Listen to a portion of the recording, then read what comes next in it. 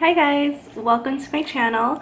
So today I'm going to do a story time video, and today I wanted to talk about how I moved across the country on a whim. So I lived in LA, and in August of 2011 I moved to New York City. And so about 3 months before, I decided that life was too comfortable. I know that sounds crazy, but I had my own place. I was living in San Pedro, a beautiful, cute little place. It had an ocean view. It was really cute. I had a car. I had a great job. I was making money. I was just living life, and it was great. And you know, I had my friends and my family. Everything was so accessible. And I just thought to myself one night, like, how comfortable and how, I guess, easy life was. And I really started thinking about how if there's any time to go out and kind of be uncomfortable and put myself out of my element, that was the time. I didn't have a boyfriend. I didn't have any kids. I had a job where I could do it anywhere, and I also had bartending and waitressing experience just as like a plan B, you know, to fall back on in case I couldn't get my career started right away. So I thought, I'm gonna do this. I'm gonna move to New York City.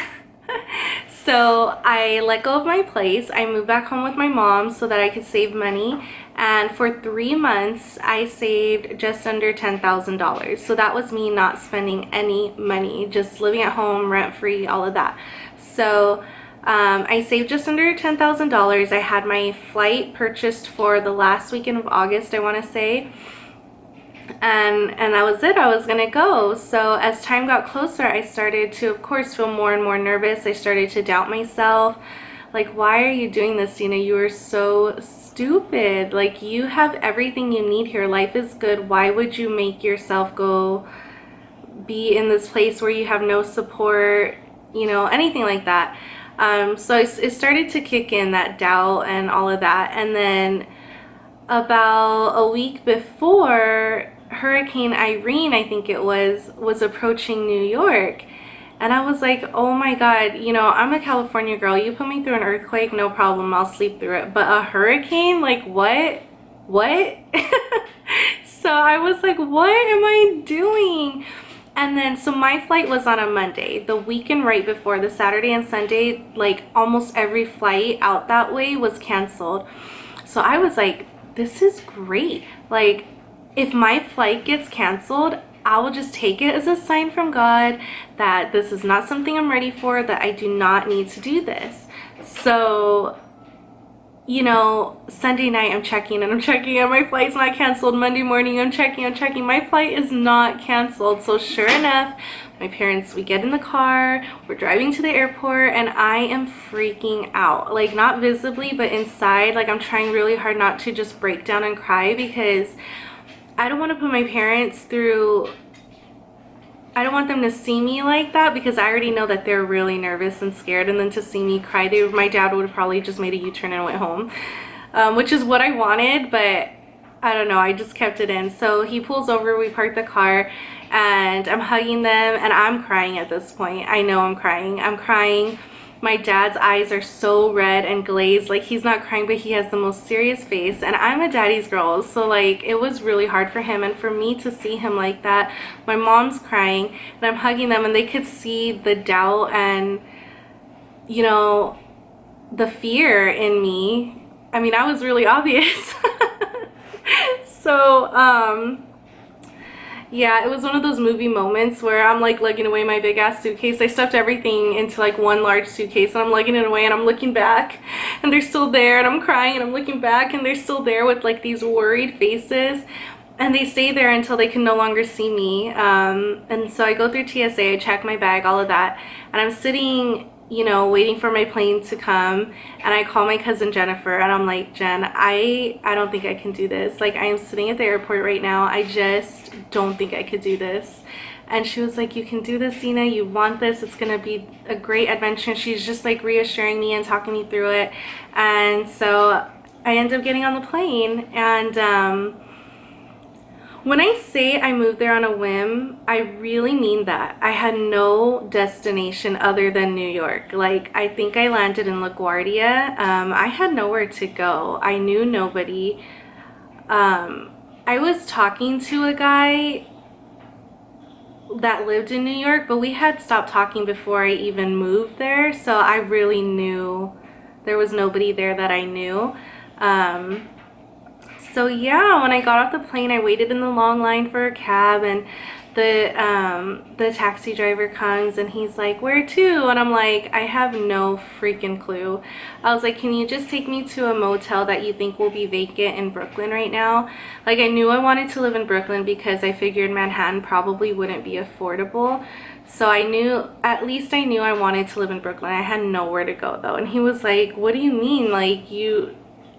You don't know where you're going?" And I was like, "I just need you to take me somewhere where it's gonna be vacant and it's like a motel," because I didn't want to blow through all my money not knowing how long it would take before I found somewhere to live. So he took me to Red Hook, and he was a great cab driver. Like, the whole way he was like reassuring me and hearing my story and giving me tips and all of that. But he drove me to Red Hook, and he dropped me off at Brooklyn Motor Inn. And now this place was not the nicest place, but I mean, I had nowhere to go. I had no idea where I was, nothing. So he dropped me off there. I said thank you. I went inside and I'm talking to the lady at the front desk to get a room. And the people behind me, I swear to you, was a prostitute making an exchange with a guy. Like, they were gonna get a room and go do their business. And I was freaking out. Like, what the hell did you just do, Dina? Your family, everyone that supports you, everybody, your comfort is 3,000 miles away, and here you are in a motel 2 feet away from a prostitute and a guy. Like, what So anyways, I get my room, and long story short, I hustled and I found a place in, I think I only stayed at the hotel for 2 or 3 nights. I found this really beautiful brownstone. I rented a room. It was a 4-bedroom. I rented a room. I had my own bathroom. The girls that I roomed with were amazing. I love them. I'm still friends with some of them on Facebook. So that was a really great experience. And then I want to say a week later, I landed a bartending gig in Park Slope, which was not too far from where I lived in Sunset Park. So I mean, I got incredibly lucky. Not lucky, God was looking out for me. I found a place, I found a bartending job, which paid really, really well. And I made great friendships there. Like, my boss there was the worst boss I've ever had, and probably will ever have.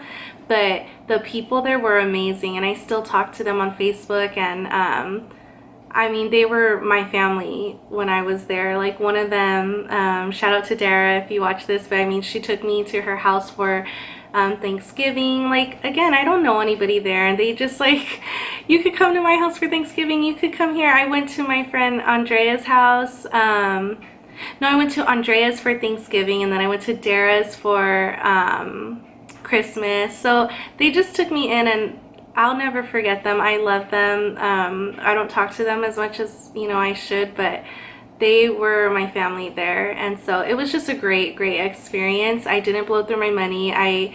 The doors opened up right away. I mean, I think that I would still be living there if I didn't get pregnant, but no regrets at all. Like, I met Enrique there, and I love him so much, and we had a beautiful baby, Olivia. If I didn't make that decision to go there, I wouldn't have the life I have now, and I love the life I have now. I love my family, I love my daughter, I love my boyfriend. So it was the best decision, the best / scariest decision I've ever made. And for you, Olivia, when you watch this, if you ever want to do something like this, of course I support you, because it ended up being the best decision of my life. But you have to remember that our umbilical cord is only like a mile long. It's never been cut, so that means I have to go with you. But anyways, that's my story about how I moved across the country. It was a great experience. I loved it. New York has my heart forever. I would love to live there again one day. It's just not a place that I saw fit to raise my daughter, you know, personally. So yeah, New York, you have my heart. New York, you were so great to me. The people there, the food, everything. It was a wonderful, wonderful experience, and I have no regrets. I'm so incredibly happy that I did that. So yeah, that's my story. If you guys have any stories like that or any questions, comment down below. Leave me a comment on my Facebook link. I would love to hear about your story. And that's it. So I hope you guys are having a happy Saturday, and I will talk to you in my next video. Bye. She's been waiting patiently while I did this video. This is my baby. Hi.